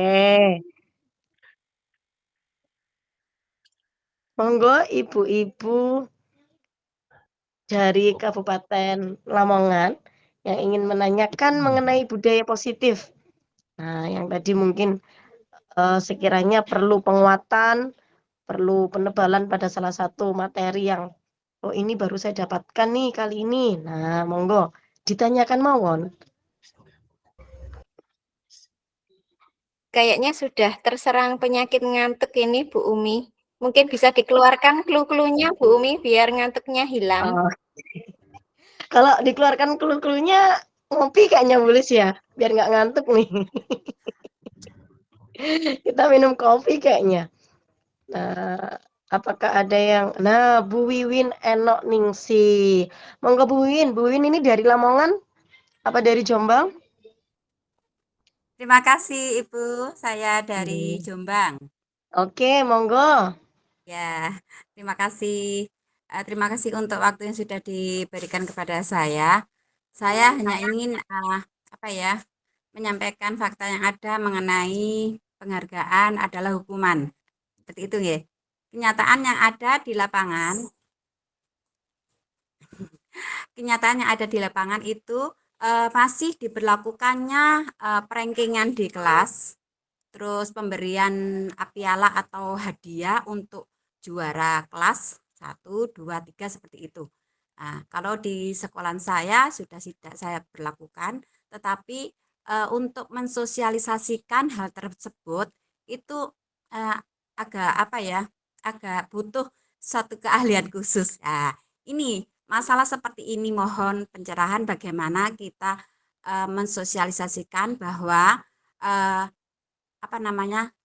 budaya pemberian hadiah untuk peringkat kelas itu sebenarnya hal yang tidak bagus seperti itu. Mohon pencerahan. Terima kasih. Baik, terima kasih Ibu. Nah, ini yang lagi viral itu kan mesti kalau pas rapotan itu ya. Wah, berlomba-lomba ngasih hadiah tuh. Nah, ternyata masih ada loh ya yang seperti ini. Nah, khusus untuk Pak Zen, Bu Sulis, dan Pak Nanang nih. Bagaimana cara mensosialisasikan bahwa budaya tersebut itu sebetulnya tidak sesuai dengan penerapan budaya positif saat ini. Monggo, siapa yang ingin menjawab terlebih dahulu?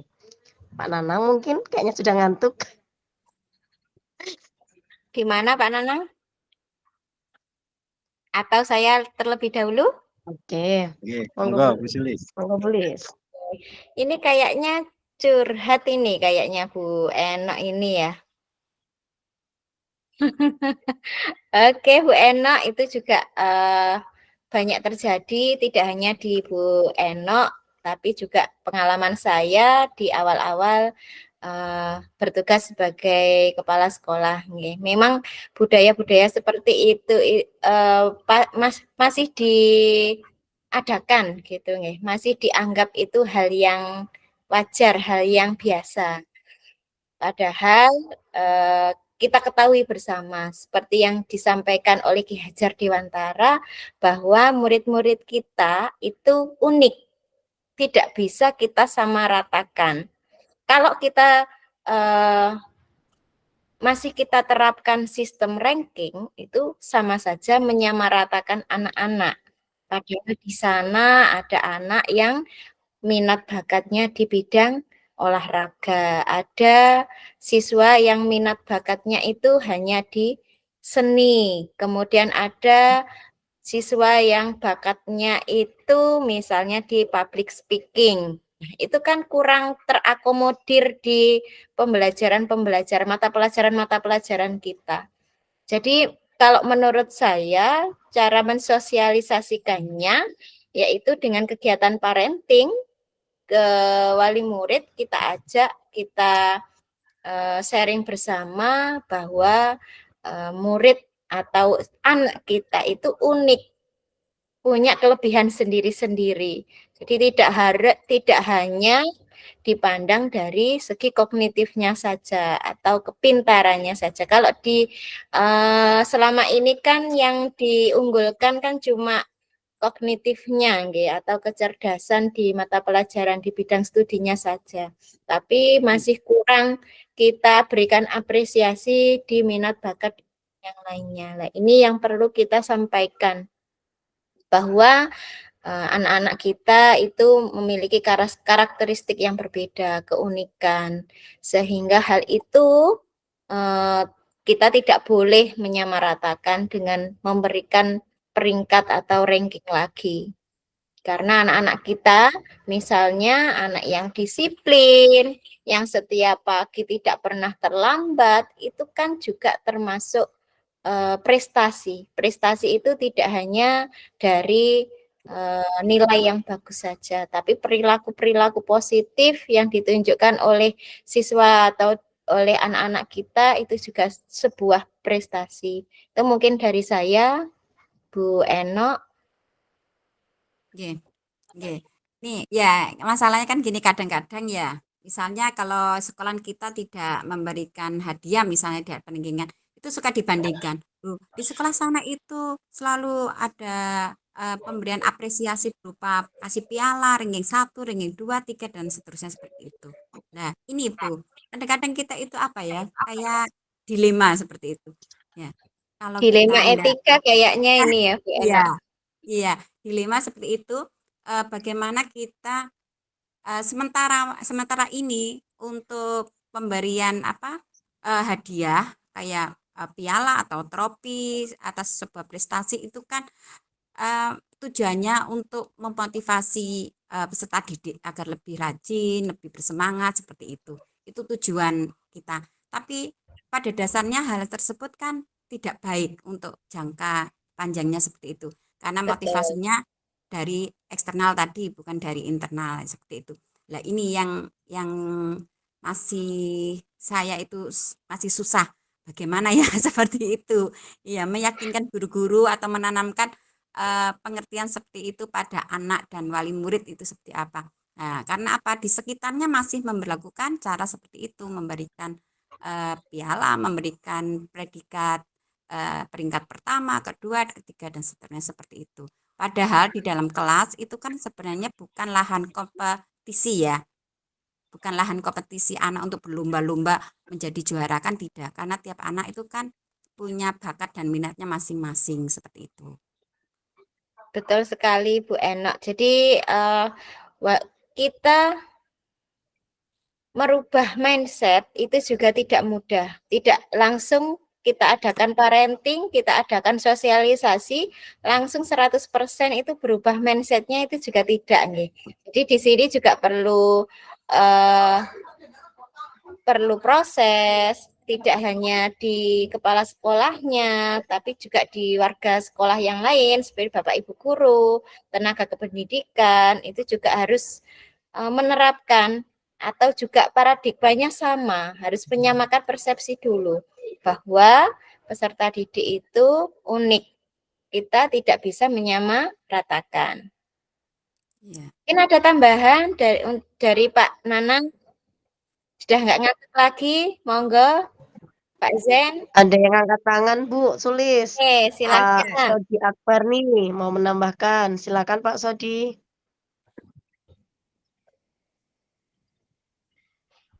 Masih di mute kayaknya Pak Sodi. Sorry. Oke. Mohon izin. Assalamualaikum warahmatullahi wabarakatuh. Waalaikumsalam warahmatullahi wabarakatuh. Selamat datang Bapak Fasilitator. Oke. Mohon izin untuk berbagi pengalaman seperti yang disampaikan oleh Bu Wiwin Eno Ningsih ya. Ibu, ketika tahun 2017 saya mutasi ke sekolah baru. Di sana sudah tidak menerapkan perankingan. Terus yang kedua juga tidak memberikan, kalau yang disampaikan Pak Zainuddin tadi, apresiasi atau reward atas prestasinya. Nah, yang dilakukan oleh sekolah adalah yang pertama begini, Bu. Satu, membangun sistemnya terlebih dahulu. Baik itu sistem di dalam kelas ataupun di sekolah dengan cara merekayasa rapotnya sehingga tidak muncul ranking. Seperti itu, yang pertama. Terus yang kedua, benar yang disampaikan Bu Sulis tadi, bahwasanya kita tidak bisa secara serta-merta merubah mindset atau pemikiran orang lain. Itu tidak bisa kita lakukan. Yang bisa kita lakukan adalah memberikan informasi-informasi terbaik, memberikan pelayanan-pelayanan terbaik, sehingga muncul, kalau Bu Sulis, Pak Nanang, Pak Zen tadi menyampaikan, motivasi internal, seperti itu. Oh, ternyata begitu. Nah, berkaitan dengan sekolah atau lingkungan sebelah yang memberikan seperti itu menurut saya bukan rintangan atau halangan. Karena yang wajib kita berikan kepada peserta didik itu adalah pemahaman. Kita tidak perlu terdistorsi dengan bagaimana sekolah sebelah, bagaimana sekolah lainnya. Namun ketika ada pertanyaan, Pak, kalau dibandingkan seperti itu, nanti peserta didik kita berkurang. Itu menjadi ketakutan kita. Bapak Ibu sekalian, Bapak Ibu mempunyai penguatan, yaitu dengan cara memberikan pelayanan yang terbaik, memberikan pemahaman yang terbaik terhadap peserta didik dan juga wali murid. Bahwasanya perengkingan, pemberian apresiasi atau reward di akhir tahun seperti itu sudah bergeser nilainya kayak sekarang.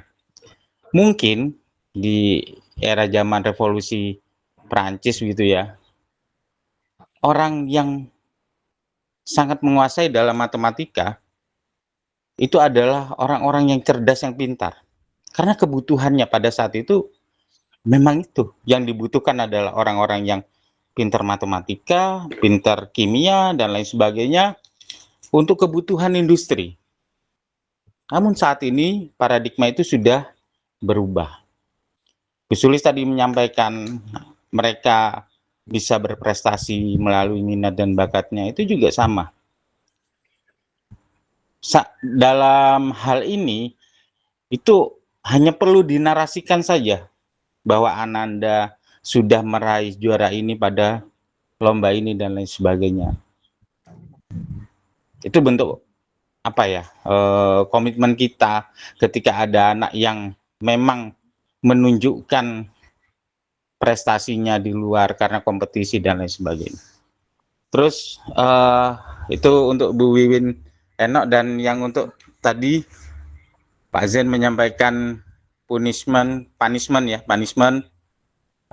reward dan apresiasi, itu adalah hal yang sama untuk motivasi saja, tapi dalam pelaksanaannya anak-anak perlu mengerti juga, perlu paham juga bagaimana dia melakukan disiplin itu bukan karena ketakutan akan punishment-nya, bukan karena ada reward yang dijanjikan, bukan karena nanti akan diberikan apresiasi di depan teman-temannya, seperti itu.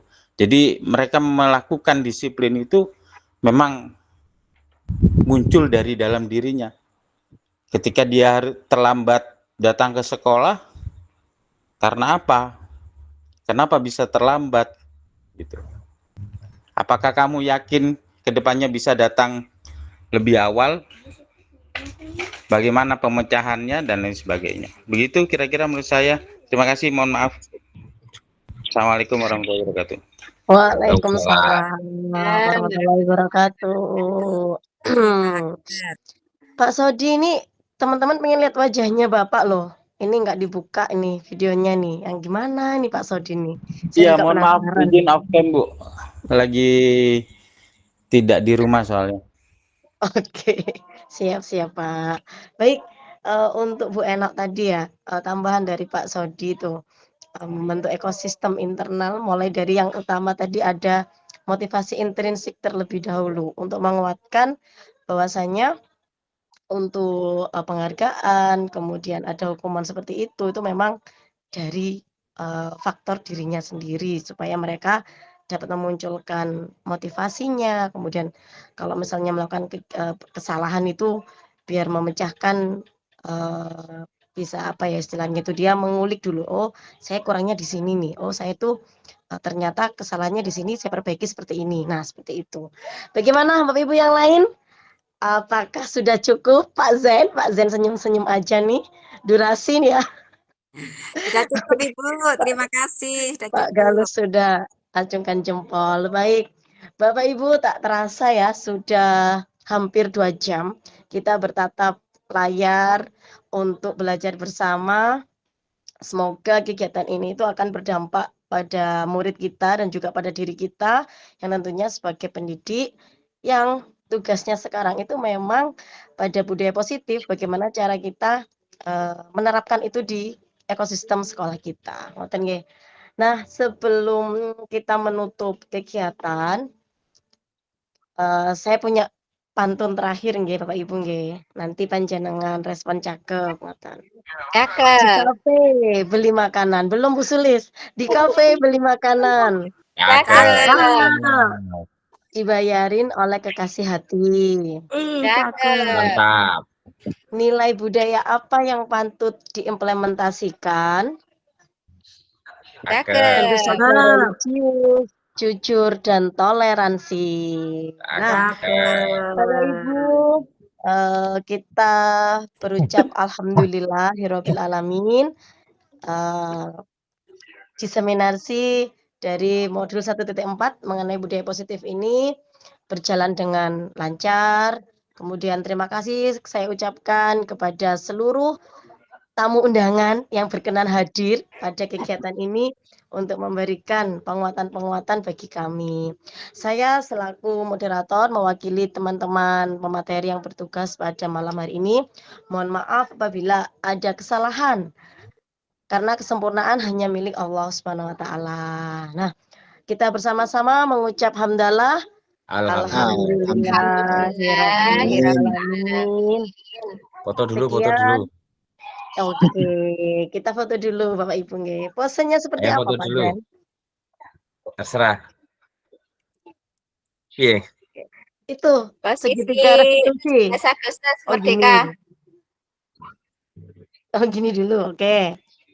1, Pak Zen 2, yang kasih kode. 1, 2, 3. Lagi. Lagi. 1,